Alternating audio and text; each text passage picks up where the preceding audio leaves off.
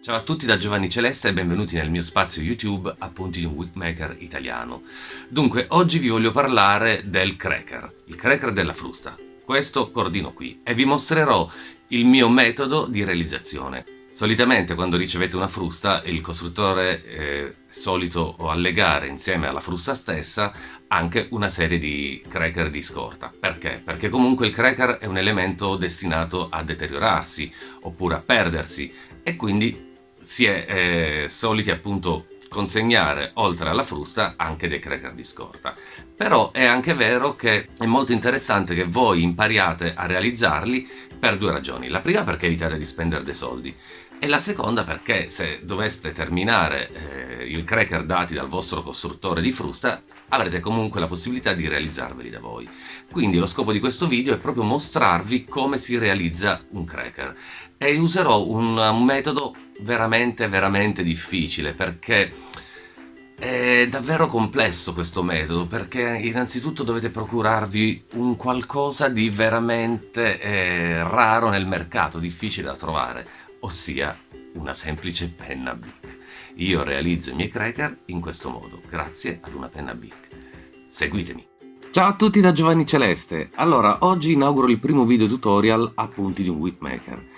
Vi parlerò del cracker e come realizzarlo con un veloce e semplice accessorio come la penna Bic. Vi occorreranno solo tre semplici cose: una penna Bic, una bobina di nylon ritorto reperibile anche su Amazon, troverete il link nella descrizione video, un gancio. Ma prima di iniziare non dimenticatevi di iscrivervi al mio canale per continuare a seguire tutto quello che faccio e di lasciare un bel pollicione in su se ti sarà piaciuto questo video. Ci vediamo al prossimo video, ciao! Allora, iniziamo a costruire il nostro primo nylon cracker. Prenderemo questo filo ritorto e faremo 12 giri in questo spazio contrassegnato da questi ganci che sono situati ad una distanza di 66 cm. Quindi occhio e croce faremo questo. 1, 2, 3, 4 e 5, così in più.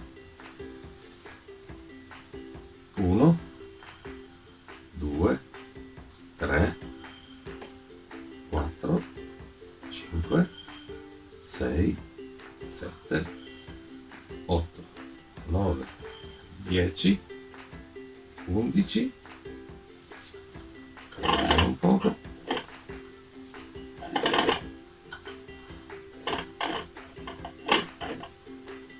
e 12.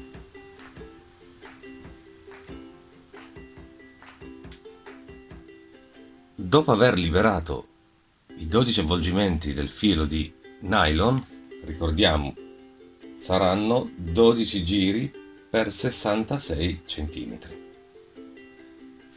Andremo a posizionare questo nylon all'interno del tappo della Bic. Prima di attorcigliare la matassa di nylon dovremo verificare il senso di torsione di ogni singolo capo e mantenere la torsione seguendo lo stesso senso originario del capo. Quindi in questo caso noi sappiamo che ciascun capo di questo cracker presenta una torsione che va da sinistra verso destra. Quindi noi continueremo ad attorcigliare in tal senso. Attorcigliamo da sinistra verso destra, continuando a mantenere in tensione il cavo, sinistra verso destra e continuiamo in questo modo. Questo sarà il movimento della Bic che girerà da sinistra verso destra. A questo punto, quando noteremo che il cavo presenterà delle piccole increspature, vuol dire che è il momento di procedere al secondo step. Individueremo la metà del cavo e posizioneremo il dito circa lungo la metà. A questo punto noi faremo questo movimento, gireremo in senso opposto il cavo e col mio dito fermerò il cavo, si capovolgerà sostanzialmente il cavo e con un dito bloccheremo il cavo dall'altro e con questo daremo un leggero invito e lasceremo che la tensione faccia il resto. Eccolo qua. Praticamente abbiamo realizzato il nostro cracker.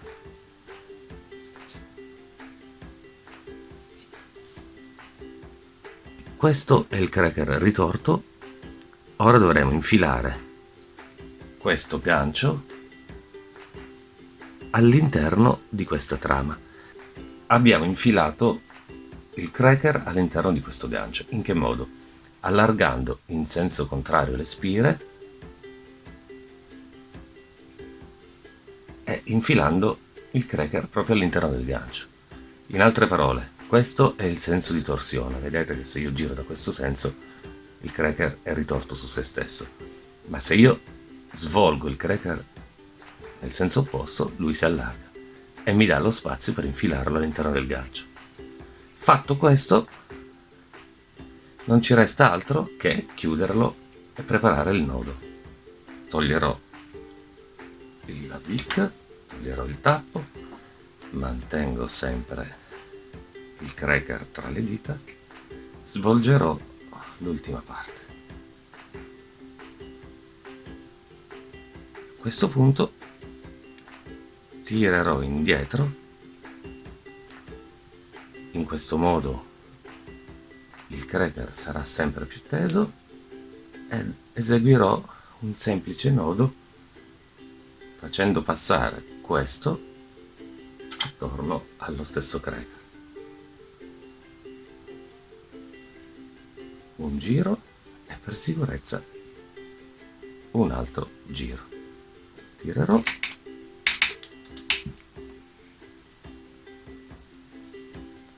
con un paio di forbici, andrò a tagliare l'eccedenza.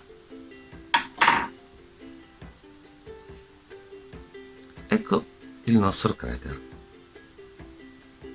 Bene, vi ho mostrato il primo metodo per realizzare il cracker. Seguirà un prossimo video sempre dedicato alla realizzazione del cracker, ma con un metodo più rapido. Questo è un sistema che uso personalmente quando devo produrre più cracker e quindi mi faccio aiutare da un accessorio non proprio da whipmaker, ma che in qualche modo ha un nesso col mondo del whipmaking. Quindi seguitemi per il prossimo video, vi aspetto, ciao!